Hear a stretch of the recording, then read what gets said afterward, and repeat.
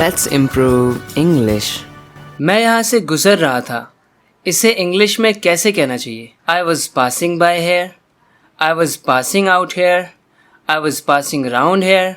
I was passing up here. I was passing away here. Friends, इसमें से कौन सा सही है? देखते रहिए इस वीडियो को, क्योंकि ना केवल मैं आपको ये बताऊंगा कि यहाँ पर इनमें से कौन सा फ्रेजल वर्ब सही है, बल्कि ये भी बताऊंगा कि जो बाकी के फ्रेजल वर्ब्स हैं वो कहाँ पर सही है, यानी कि उनका इस्तेमाल कैसे किया जा सकता है. और मैं आपको इसी तरह के कुछ और यूज़फुल फ्रेजेस बताऊंगा. इस वीडियो में आप काफ़ी कुछ सीखने वाले हैं. इस वीडियो को एंड तक ज़रूर देखना. आप अपने इंग्लिश को बहुत ज़्यादा इम्प्रूव करने वाले हैं, I assure you. So friends, let's get started. तो फ्रेंड्स, यहाँ पर अब देखते हैं यहाँ पर कौन सा सही है. तो यहाँ पर एक्चुअली में सही कौन सा है? Pass by, the first one. I was passing by here. मैं यहाँ से गुजर रहा था. I was passing by here. When you pass by a place, it means you go by that place. I was passing by here. यानी मैं यहीं से गुजर रहा था, मैं यहीं से कहीं जा रहा था. अब देखते हैं कि जो बाकी फ्रेजल वर्ब्स हैं इनका सही यूज़ क्या है. वो मुझे देखकर बेहोश हो गया. He passed out on seeing me. So friends, pass out का मतलब होता है बेहोश हो जाना. He passed out on seeing me. Friends, मैं आपको साथ ही साथ बता दूं कि अक्सर आपने लोगों को ऐसा बोलते हुए सुना होगा या आपने ऐसा बोला होगा, I passed out from this college, I passed out from this school. So friends, वो एक्चुअली में इंडियन इंग्लिश है, जबकि यूजुअली पास आउट का मतलब होता है to faint, to go unconscious. In American accent it would sound something like he passed out on seeing me. सबको चाय के कप पकड़ा दो. Pass the cups of tea around. When you pass things around, it means you have a group of people in front of you and you give each of them something. Pass the cups of tea around, यानी सबको पकड़ा दो चाय का cup. उसने मनाली जाने का मौका गवा दिया. तो मनाली जाना काफ़ी लोगों का सपना होता है, लोग वहाँ पर जाते हैं. He passed up the chance to go to Manali. He passed up the chance. When you pass up something, it means you fail to take advantage of that. It means you miss that. You miss some opportunity. You pass up that. He passed up the chance to go to Manali. Manali जाने का उसने chance ही खो दिया, मौका गवा दिया. He passed up the chance to go to Manali. उसके दादाजी चल बसे. तो यहाँ पर हम यूज़ करते हैं His grandfather passed away. So pass away means to die. His grandfather passed away. It's a euphemism.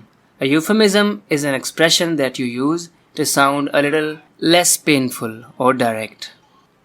रही बात मोहित की, मैं उसे समझा दूंगा. रही बात पैसों की, उनका मैं इंतज़ाम कर दूंगा. रही बात मेरी, मैं तो कुर्सी पे ही सो जाऊंगा. इन सेंटेंसेस के लिए हम कैसे कह सकते हैं? तो फ्रेंड्स, आपको यूज़ करना है as far as Mohit is concerned, I'll convince him. As far as something or someone is concerned, यानी जहाँ तक बात इसकी है, रही बात इसकी, तो ये फ्रेज़ आपको यहाँ पर यूज़ करना है.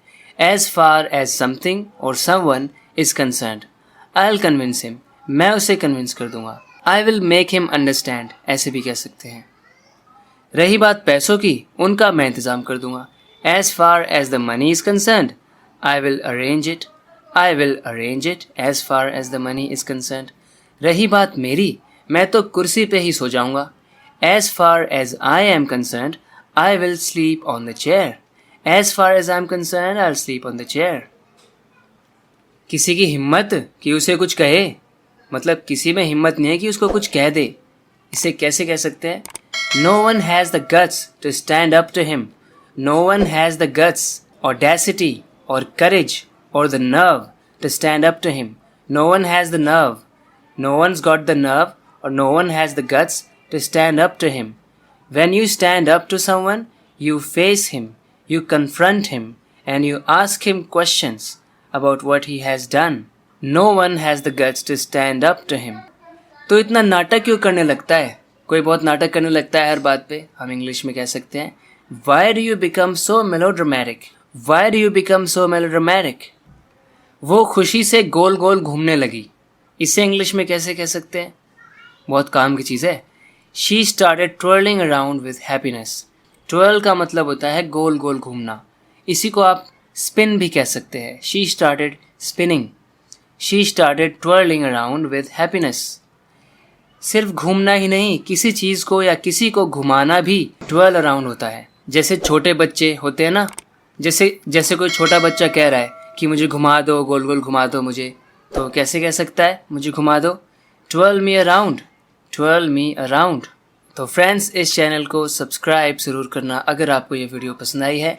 आज की वीडियो में इतना ही, बात करते हैं अगले वीडियो लेसन में। तब तक के लिए टेक केयर।